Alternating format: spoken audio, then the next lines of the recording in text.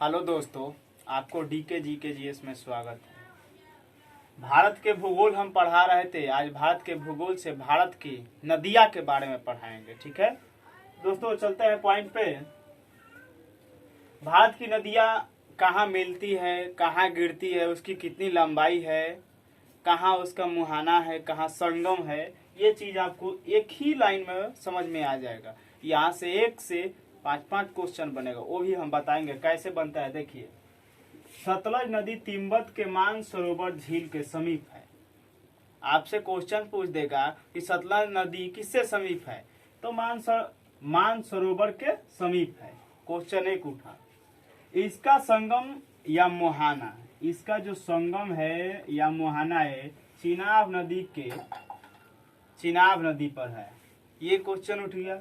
लंबाई इसकी कितनी है जी, तो 1500 किलोमीटर है।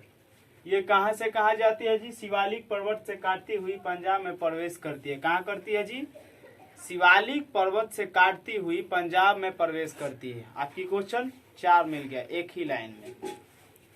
ठीक है, चलते हैं। सिंधु नदी तिब्बत के मानसरोवर झील के पास, तिब्बत के मानसरोवर झील के पास सांबुक से है, हिमानंद से अरब सागर में गिरती है। कहाँ गिरती है जी, हिमानंद से अरब सागर में गिरती है, जो 22,880 किलोमीटर की लंबाई है उसकी। किसकी जी, सिंधु की। 22,880 किलोमीटर की, जो भारत में 1,114 किलोमीटर है। जो सिंधु नदी की लंबाई है उसमें से 1114 किलोमीटर भारत में है।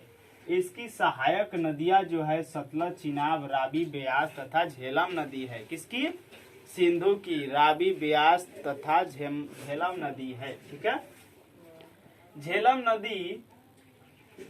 नदी बेरीनाग कश्मीर के समीप है।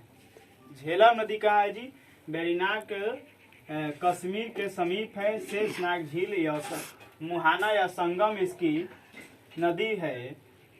इसकी लंबाई है 724 किलोमीटर, जो भारत में 400 झेलम लंबाई है। ठीक है, गंगा नदी, जो देखिए भारत की बड़ी गंगा नदी, जो भारत की बहुत पवित्र बड़ा नदी मानी जाती है, वो गंगा नदी गंगोत्री के पास गौमुख हिमानी समतल जो है वहां तक है। इसकी लंबाई देखिए, गंगा नदी गंगोत्री के पास गौमुख हिमानी समतल से देखिए 3,900 किलोमीटर अधिक ऊंच पर है। क्या जी, अधिक ऊंच पर है। आज संगम या मुहाना है, बंगाल की खाड़ी में ये गिरती है। लंबाई है इसकी 2,525 किलोमीटर, जिसे 2525 कह सकते हैं। लगभग भागीरथी और अलकनंदा समीप है। इसकी समीप है, जो अलकनंदा और भागीरथी के समीप रहती है, मिलती जुलती है। ब्रह्मपुत्र नदी तिब्बत में, ये देखिए ब्रह्मपुत्र नदी जो है तिब्बत के मानसरोवर में झील से 80 किलोमीटर समीप तथा असम की दूरी से स्थित पर है। इसकी ऊंचाई समुद्र तल से, जो ब्रह्मपुत्र नदी है, इसकी ऊंचाई समुद्र तल से 5150 किलोमीटर है। यह बंगाल की खाड़ी में गिरती है।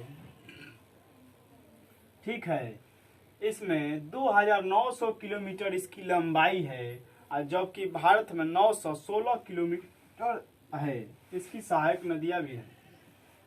चलिए चलते हैं ताप्ती नदी पर। ताप्ती नदी बैतूल जिले में मध्य प्रदेश मुलाई मूल ताप्ती नगर में पास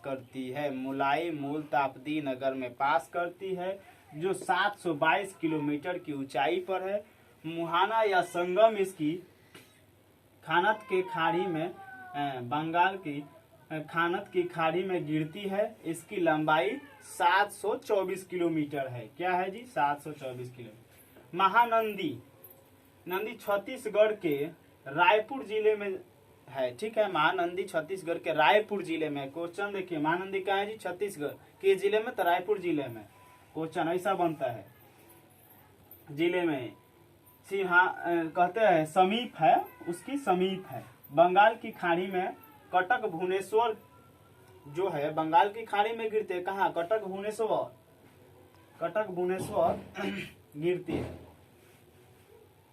खाड़ी में गिरती है। इसकी लंबाई 724 किलोमीटर चलती है।